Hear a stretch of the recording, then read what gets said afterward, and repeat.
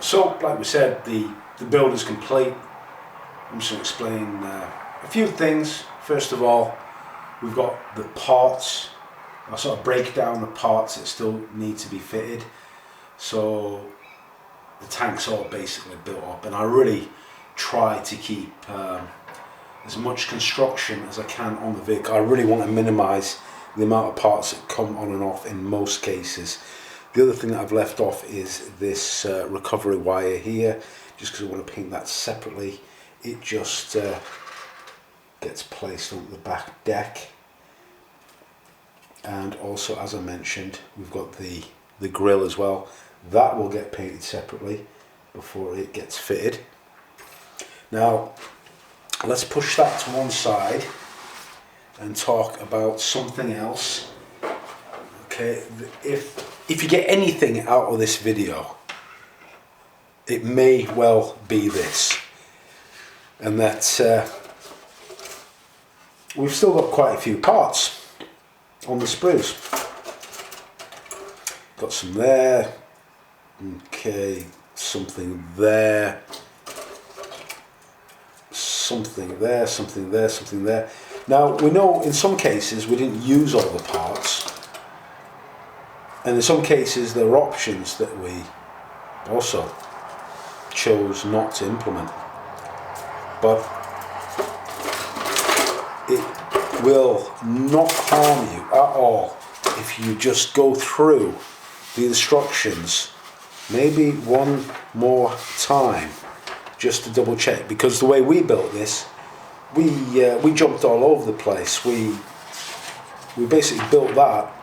We started, and then when we did the hull, we did all the hull parts in one go. Then we added details later on because we didn't want to break anything at the last moment. So it is worthwhile going back, double checking the instructions before you throw all this stuff out, or you may well just keep it. If you keep it, fine.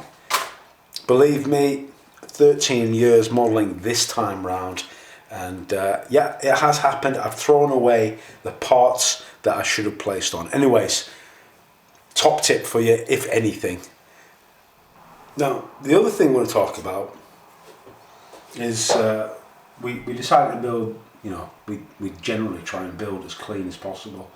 You hear this expression, and it berates me, is hey, it's a tank, you can just cover it with mud for user errors or whatever, you know. I don't really aspire to that philosophy. I want my build to be clean and look good right from the off. So at this stage now, you want to examine parts and have a really good look at the tank, and I have been doing that. The first thing that I've sort of noticed is the way that hatch was attached. It's got some burrs there. I need to deal with them and get them tidied up. This turret is fine except for that. Now, on the tank itself, we went as carefully as we could in constructing it, and it's not bad. And I will point out, I mean, we're all human. I have made a bit of a mess there. I did get a fingerprint there and I cleaned it up. But with this tank, what they've done is they've depicted the armour plate, and you can see the sections. These lines here are the slabs of armour. So there's going to be situations where we need to look at where there are gaps, where there shouldn't be gaps. And the first one is here. We need that filled in.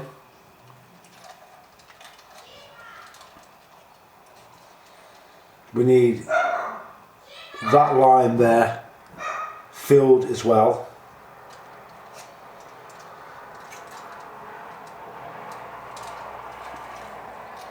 This rear plate as well could just do with a little bit of tidying up as well, just there. Besides that, not too bad, but let's do that. And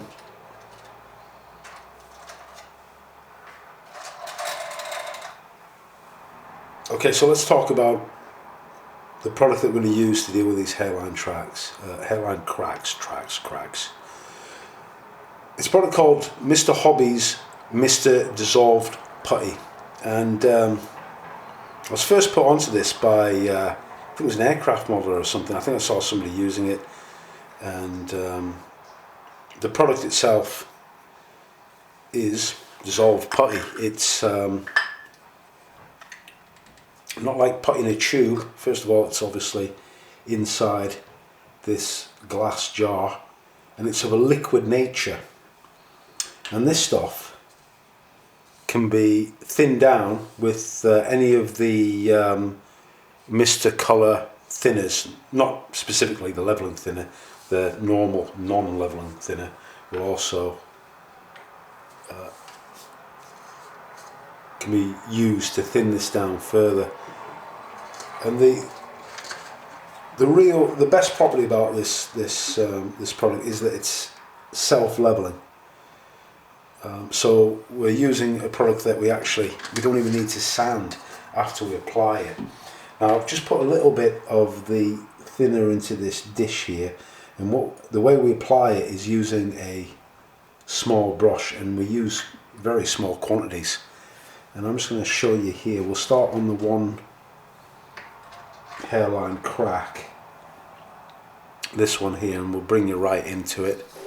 And what I tend to do is I dip the brush firstly into the thinner to make it a bit wet, and then I take some of the dissolved putty.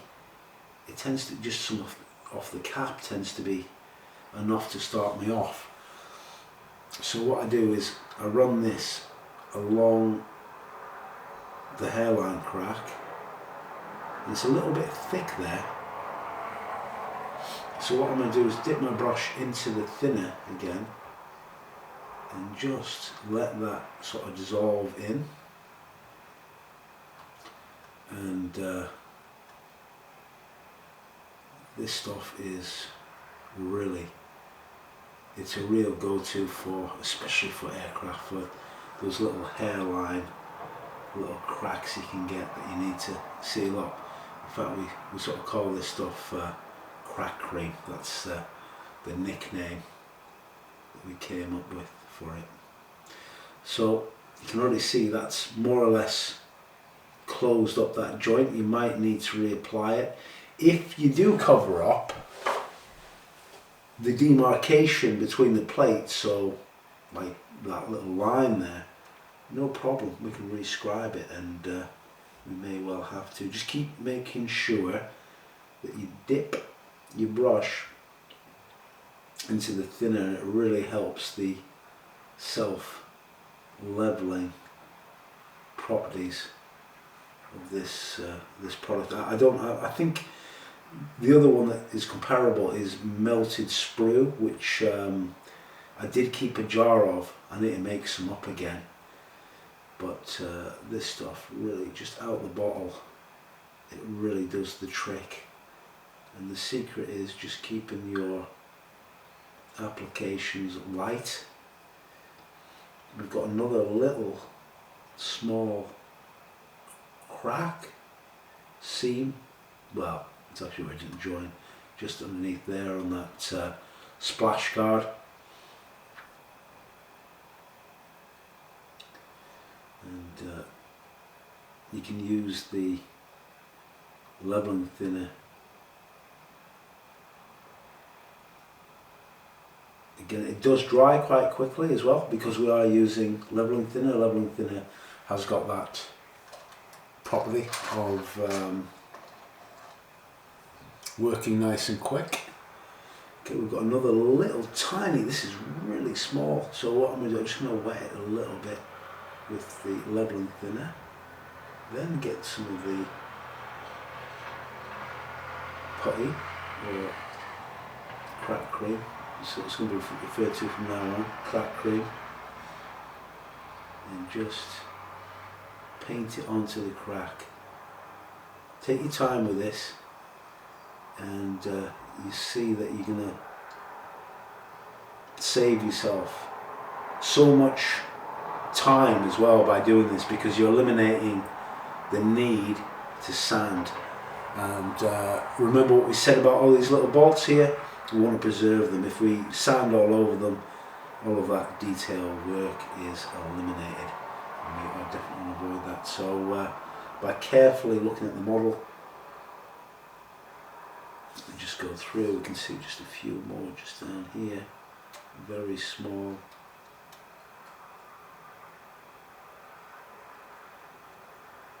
Crack there. Again, use the thinner, make it run, and then she just flows into the cracks. Soft leveling thinner. And I don't see that many armour modelers using it. The other way you can use it as well is where you've got your attachment points for the photo etch, and I must say these are a bit disgraceful actually, to be honest. I think I did rush it a little bit when I put them on, but I think I was hurrying up a little bit for making the video. But right here we know that that leg is not attached. Now if we push some of the Dissolved Putty into the gap there, we can maybe suggest that there's a bit of a well-being, and I've kept that one a little bit thicker there. I've just seen another little area just up here. I'm going to wet that again, just reapply it. There she goes, and that one's just a little bit opened up there. Just take your time on this, and slowly but surely you're going to have a flawless model. The other thing is, well, if you use primers are really good at taking care of these hairline cracks as well. Should be aware of that. I'm going to continue doing that, you know, sort of know the procedure, and then I'm going to show you one other thing, well, a few other things that we're going to do. Okay, we're just waiting for the crack cream to dry, and then we're just going to do the minimum amount of detailing on this model. And what we're looking at here is the back deck. Quite obviously we've got Pioneer tools and we place them all in carefully. Now if you notice, they've actually incorporated these little details here which are meant to represent loops where leather straps or canvas straps would fit through them onto the tool to secure the tool to the vehicle. And have a look at your reference photos. Sherman's exactly the same sort of layout, that they've got they're not like those German tool clamps that mechanically close with fixtures. These are like leather straps, like leather belts that went around the tool to secure them on. Now obviously they're not represented whatsoever, there's nothing in the kit, there's no photo etch for that part, so we will make our own. And one of the easiest ways to make it, there's a few ways to do it, but we're going to just use this 1mm micron masking tape from Adhesive. It's like the Tamaya tape, but it's very thin, it's 1mm. Now of course you could just get your normal tape and just cut very thin strips, but we've got this 1mm stuff, so let's get started on that. So just take this out of the packet. Can't remember where I got this from, but let's roll out a piece onto the cutting mat. Don't need very much, and then trim it off like so. And we only need a little piece. We need one piece that goes over the tool, and then another piece to represent like the end of the leather strap. So we'll just cut this off like so, then get our tweezers and place this guy on. Now of course it's tape, so it's not going to be a permanent fixture. Could sort of leave it on and chance it and hope that paint will hold it on, but instead what we're going to do is we're going to use extra thin super glue to hold it in place. Now, I'm sorry if I'm obliterating this with my fingers, but let's just see if we can get it in place. Might want to use your scalpel, your X-Acto knife, whatever you call it, just to place it down like so, and then that side,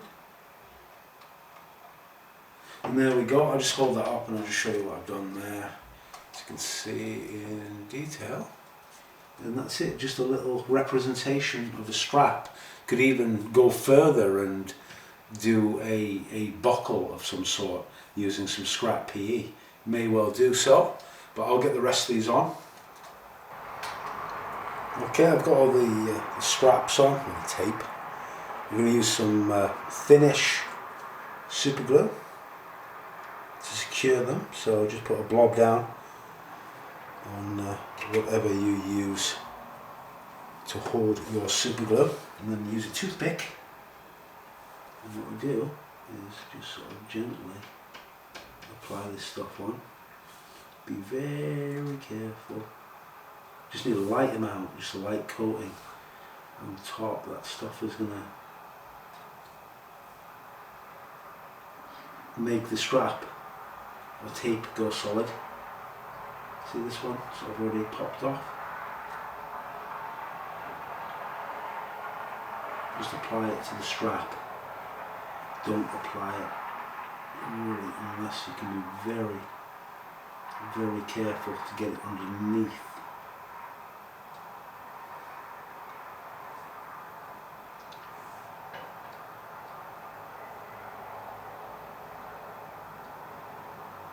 These things will go rock solid. The other way to do this, of course, is paper as well, but with the tape, of course, it does adhere. So that's that done. Let's deal with a bit of sanding now. Very light sanding. Again, we need to be consistent so we don't damage our model after all the work we've gone to. So what I've got, and I got these from Korea, and I don't know which shops stock them. I picked them up from a vendor. These are adhesive sanding paper strips, come out like so. And the back has a cover on them. You can remove, and this way, this sticky surface can be put on anything, so a stick, even your scalpel, or you can just simply use it like bent over to sand. So we've just got some light, very light, delicate, intricate sanding to do. And on top of that, I've got these master tools. I think master tools are Trumpetier, and my goodness, they've been inside the box so long I can't even remember. But these are designed to be used with the self-adhesive sandpapers. So they're just shapes, really. Believe me, this was dirt cheap. It was not necessary at all. But it's got some cool little handles, so let's open this up and have a look and see which one will be suitable for ourselves. If we can get this open. So there they all go. Right, throw them out. Don't need the packaging anymore. So they're just pieces of plastic, that's all they are. You could use pieces of sprue, of course you could. And what we're going to do is we'll find one that we like. First of all, this one pretty seems immediately pretty good, because your finger sort of hooks around there, and you might have, but I think you're going to use it more like a pencil. They've got various angles and shapes, so I suppose you put sandpaper down there if you want to get certain joints. There's a really funky one for a funky shape or whatever. Anyways, they're just, I'm trying to see which one might be the one that I'm going to feel best to use. The one that feels most comfortable, I think it might be this one. That one, it's like a pen. It just sort of seems to fit nicely. And I don't need to use this entire strip. All I need to do is cut off a piece, a section.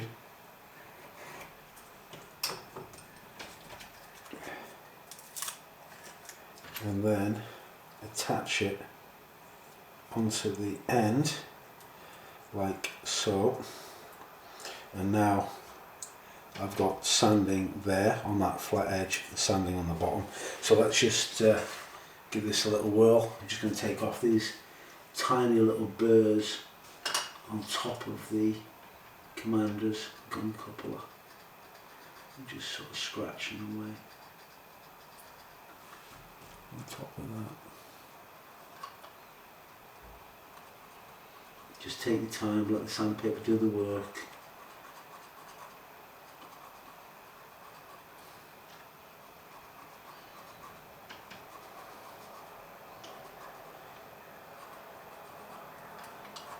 That is definitely better. I've even avoided taking off the two little bolts. Just need to do a bit of rescribe here, just to sort of reinforce that line. It's a bit tricky to do this one.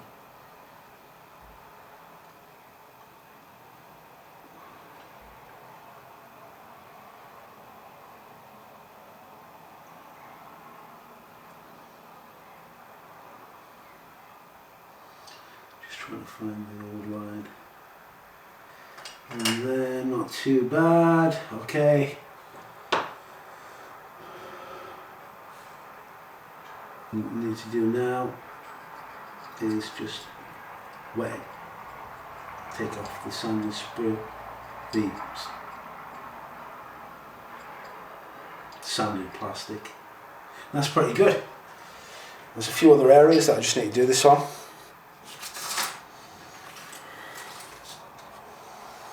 So we've got a little tool again, like on this back deck here, just got a little bit of a line of that stuff that just sort of oozed out, and I'll just very carefully just knock that down. It'd be great if it was a different type of tank. It would look like weld bead. But not on this guy, which is entirely bolted together. And we definitely, when we come to the painting, I'm going to be using the features of this tank. I'm just going to show you as well. You can just lightly go over the areas that we applied our crack cream.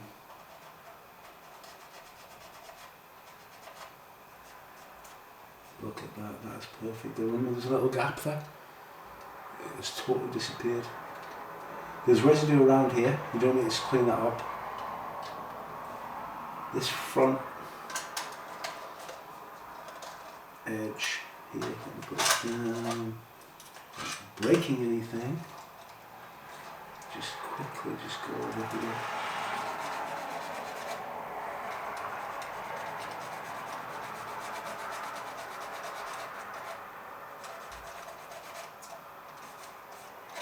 That's good, very good.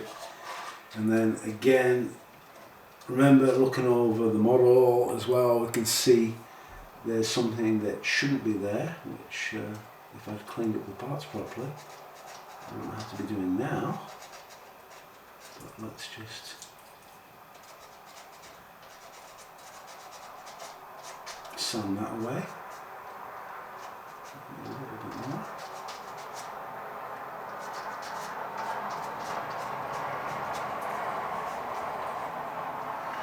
That's good, that's gone. I'll just point out here as well, applied a little bit and just sort of there was a few sprue burrs here, and I just applied the crack cream and sort of stippled it on, and that's gone. And then the final little just piece of advice, probably do this anyways guys, is a lot of these tanks have got the these hooks at the front with which they just snap into place there. I find it's just good practice, basically, let me get this in focus, is to actually get these glued into a position. So just a light touch of glue, and then put them down,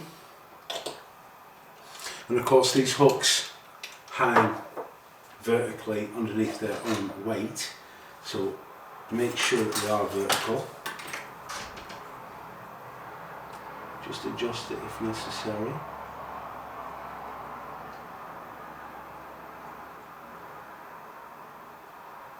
And the other guy there. Just check that. And the reason I've done that is when it comes to anything to do with weathering and just generally, there is a chance you can lose these guys. And when you're doing the various weathering techniques, you can flick them off, or it can be just a little bit awkward to paint. So let's lock up the back ones as well.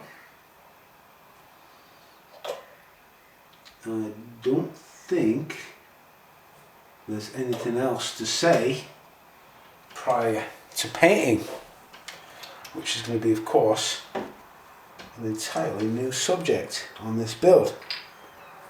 I'm going to talk a little bit about that later on in the next video. The kit overall, fantastic, really. It's a nice kit to build. Tack-on kits, they've got the formula sort of right in terms of detail and part count. So not thousands of parts, not limited detail, so it sort of falls somewhere between a Tamiya and like a trumpeter or a mini art being some of the most complex kits you'll come across, and we will build up some of them, believe me.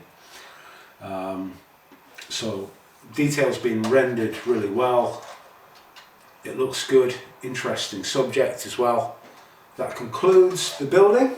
Hope you enjoyed it. Anything else you guys have any questions about anything in the video, feel free to ask. There's no such thing as a stupid question in my regard. I'm trying to, the whole point of doing a video series like this is to promote conversation. So I'm not doing it for experienced modelers, I'm doing it for guys that have got questions about these techniques, and in this case just about simply building a model. So can't wait to see you in the painting stages. Take care and look after yourselves.